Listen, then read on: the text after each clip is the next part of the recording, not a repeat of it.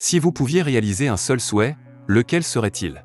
Quelle que soit la réponse, c'est probablement la poursuite du bonheur. Ou, si vous voulez être grossier, l'intérêt personnel.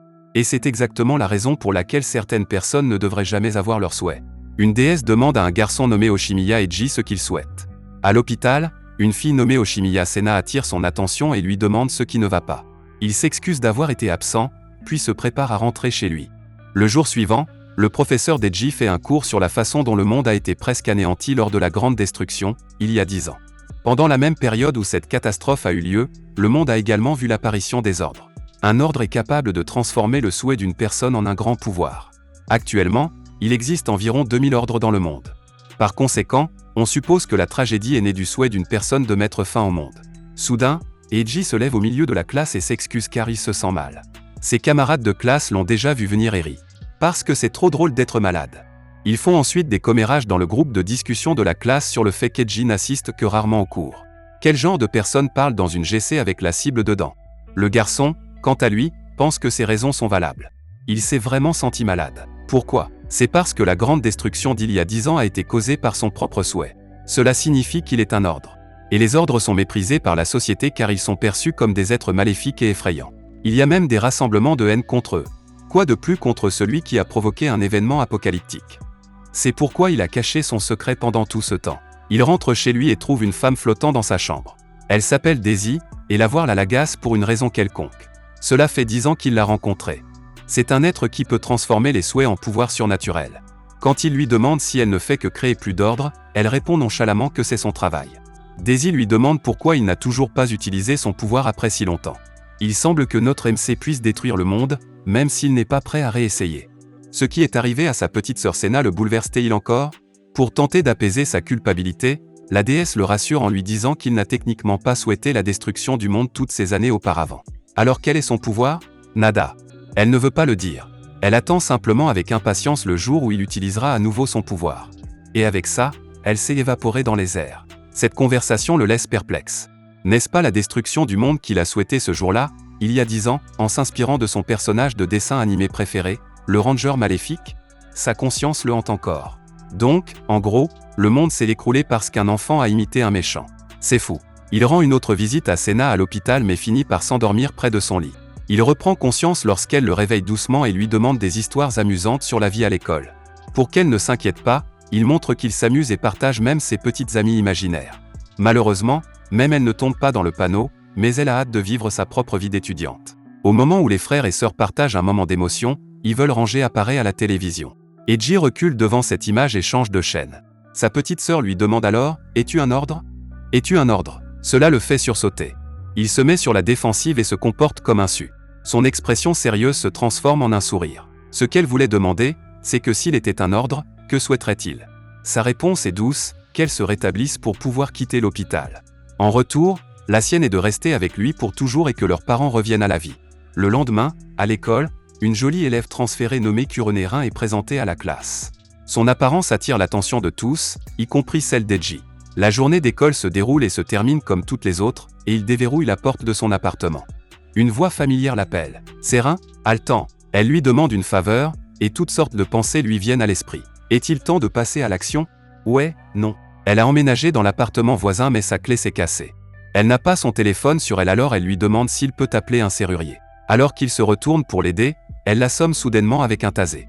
Il s'évanouit et tombe. Quand Eiji se réveille, ses mains sont attachées avec une corde. La prétendue mignonne se présente à nouveau comme Kuronerin, un assassin envoyé pour l'éliminer. Il s'agit d'une vengeance pour avoir été l'ordre qui a détruit le monde il y a 10 ans. Ses parents bien-aimés ont horriblement péri dans un incendie à l'époque, et elle a finalement été conduite à l'auteur du crime. Il est visiblement terrifié et inquiet pour sa sécurité. Rin dégaine son épée et lui empale impitoyablement la main. Le sang s'écoule de la blessure. Alors qu'elle lève son arme une fois de plus pour le coup final, un symbole ressemblant à un œil brille sur la main tendue d'Eiji. L'épée qu'elle tenait auparavant est maintenant logée à mi-chemin dans son abdomen. Effrayé et confus, Eiji s'enfuit de l'appartement.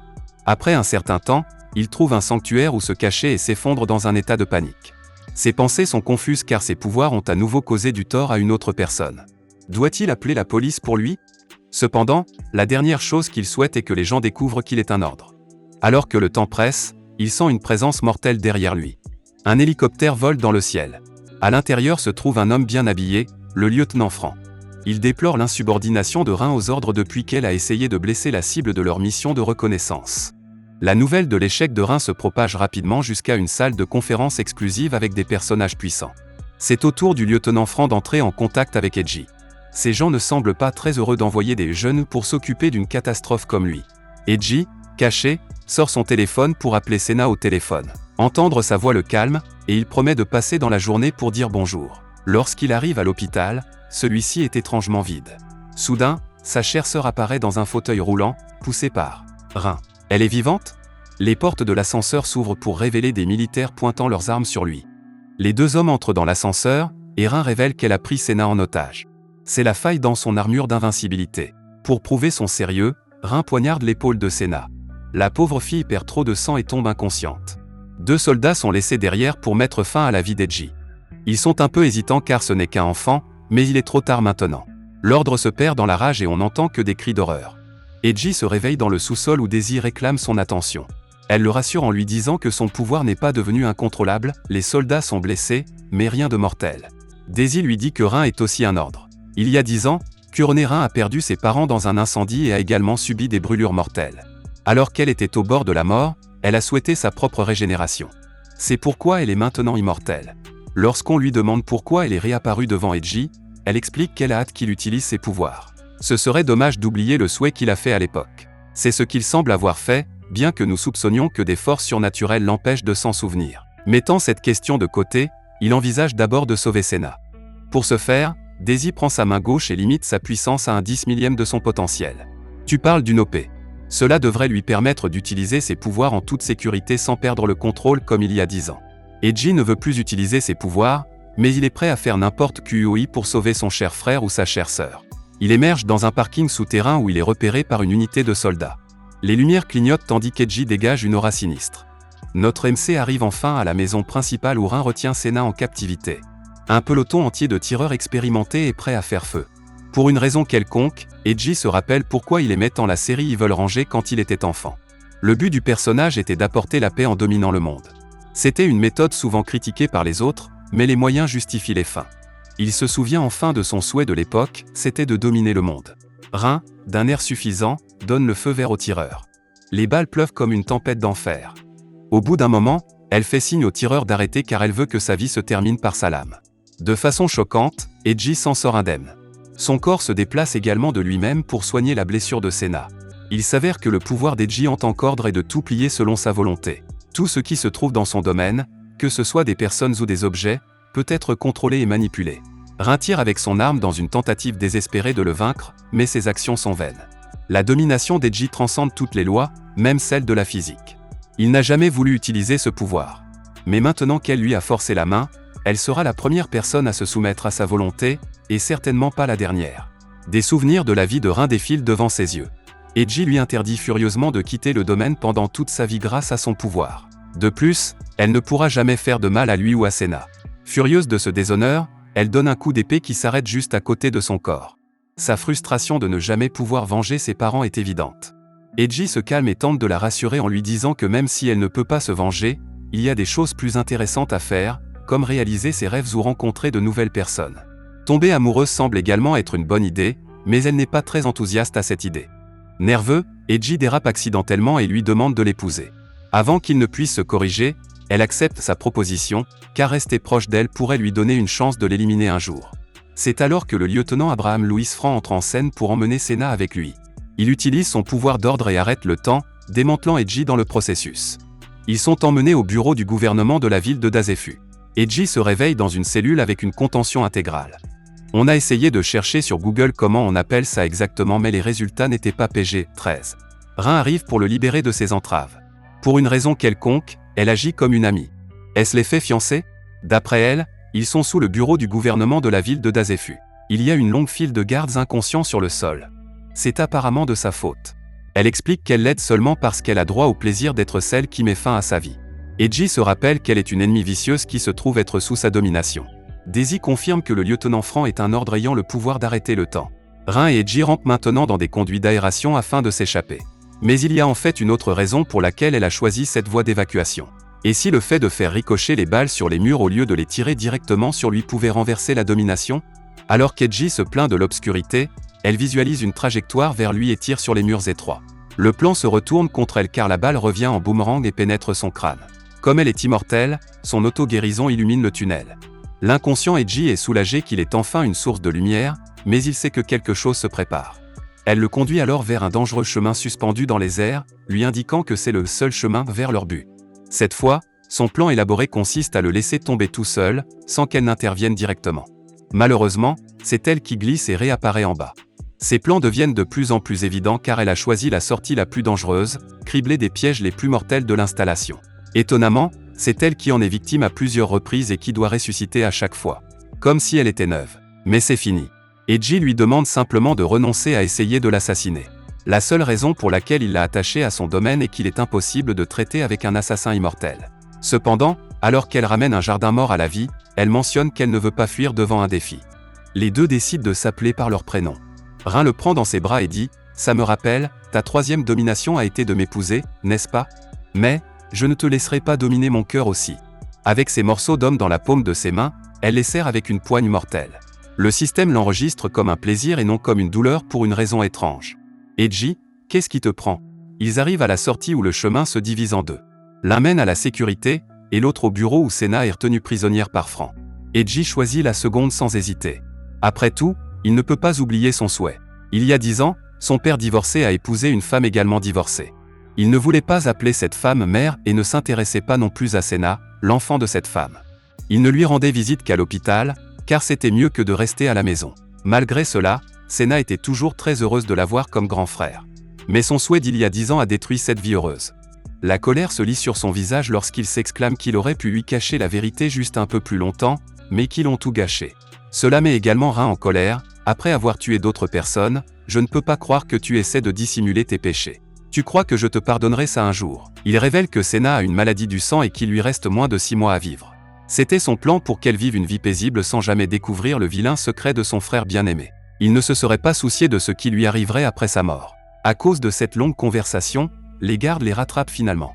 Edgy utilise son pouvoir pour appréhender leurs poursuivants et se dirige vers la porte du bureau. Rin menace de l'arrêter car il va certainement perdre la vie. Edgy n'hésite pas. Comme le pouvoir de Franc est d'arrêter le temps, c'est un mauvais match pour lui.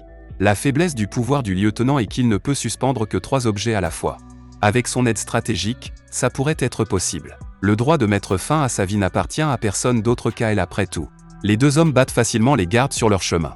Le véritable défi commence lorsqu'ils arrivent dans la pièce où Franc a attendu leur arrivée avec impatience. Un Senna endormi est suspendu dans les airs à l'autre bout de la pièce. Rin lance 3 grenades en pensant que Franc épuisera son pouvoir pour les empêcher d'exploser, mais il ne le fait pas. La stratégie désespérée du duo est maintenant compromise. Les deux hommes se précipitent, celui qui arrête les grenades perdra le combat contre l'autre, mais si aucun d'eux ne l'arrête, alors ils sont tous deux en bouillie. Au moment où le moment décisif arrive, un autre ordre apparaît pour provoquer une impasse et un cessez-le-feu pacifique. L'homme annonce sa capacité à stopper de force toute action agressive, les moutons dormants. Soudain, une foule de personnes débarque dans la pièce. Edgy, stupéfait, est maintenant largement dépassé par le nombre. Rin l'avertit de ne pas bouger car ces personnes sont les hauts responsables du bureau du gouvernement de la ville de Dazéfu et sont tous désordres. Un grand homme se dresse devant lui, prononçant son nom et il pose délicatement sa main sur son épaule.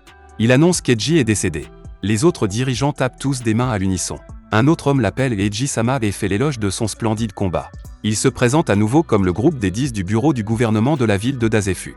La première main du groupe, Fuwaredu, la deuxième main, Narukami Bankai, la troisième main, Hiraji Yoshitsune, la quatrième main, Yko, la cinquième main, Nehara Taikei, la sixième main, Laurin Wright, la septième main, Sumoku Kokudo, la huitième main, Minamoto Nen, la neuvième main, Kunumari, et la 10e main Sendan Ayaito. Yoshitsune conduit Edgy jusqu'à Senna qui est endormi dans un récipient en verre. Il lui dit de ne pas s'inquiéter car l'évolution de sa maladie est actuellement stoppée par l'un des arrêts temporels du lieutenant Franc. À l'origine, ils n'ont jamais voulu lui faire de mal, mais c'était aussi une bonne occasion de le tester. Edgy lui demande ce qu'il entend par là. Apparemment, il y a 10 ans, suite à la grande destruction qu'il a causée, le Japon a perdu sa capacité à fonctionner en tant que nation. Ils ont été placés sous la règle du mécanisme de gouvernance intérimaire de l'ONU. Le siège désigné pour Kyushu est le bureau du gouvernement de la ville de Dazéfu. Cependant, ils pensent que la destruction fait également partie de la création d'un nouveau monde. L'ancien monde des humains touche à sa fin, et un nouveau monde commence. En tant qu'ordre, ils sont chargés de diriger ce nouveau monde. Quelques jours auparavant, la divination de quatrième main Yko a permis de découvrir Eiji. Yoshitsune conclut son discours en demandant à Eiji de leur demander de l'aider à créer un nouveau monde pour lui et sa sœur, en guérissant sa maladie par la même occasion. Ils ont déjà commencé en déclarant Kyushu comme une nation indépendante avec Eiji comme roi. Juste après sa fondation, la nation a déclaré la guerre au monde entier. Notre nouveau roi ne trouve pas les mots pour décrire sa situation difficile. Une reine outragée est maintenant traînée en prison. Elle proteste contre sa sélection en tant que roi, mais personne ne l'écoute. Troublé par tout cela, Eiji demande ce qui se passerait s'il refusait. Yoshitsune explique qu'il est libre de le faire, mais que cela signifierait une guerre contre le monde entier à lui tout seul. Après tout, ils ont déjà rendu public son rôle dans la grande destruction. Ils rendent l'accord encore plus intéressant. Si Eiji accepte, ils pourront peut-être trouver un ordre capable de guérir la maladie de Senna. En échange, il deviendra le roi du nouveau monde et la marionnette du groupe des 10. Dans le passé, tout ce que ce type voulait, c'était vivre une vie tranquille avec sa petite sœur Senna. Mais maintenant, il semble qu'il n'ait pas vraiment le choix. Il va devoir diriger le monde pour de bon. Rassemblant toute sa force mentale et sa force intérieure, il fait appel à son pouvoir pour lier le groupe des 10 à son domaine. Ils s'inclinent tous devant lui et sont transpercés au front ou au cœur. Enfin, sauf la fille à la fin, mais ignorons-la. C'est une route longue et sinueuse, et notre MC a été réincarné en roi des rois. C'est peut-être le meilleur chemin pour atteindre son bonheur et celui de sa chère petite sœur. Merci d'avoir regardé. Si vous avez aimé la vidéo et que vous souhaitez aider la chaîne à grandir, laissez un like, un commentaire et abonnez-vous.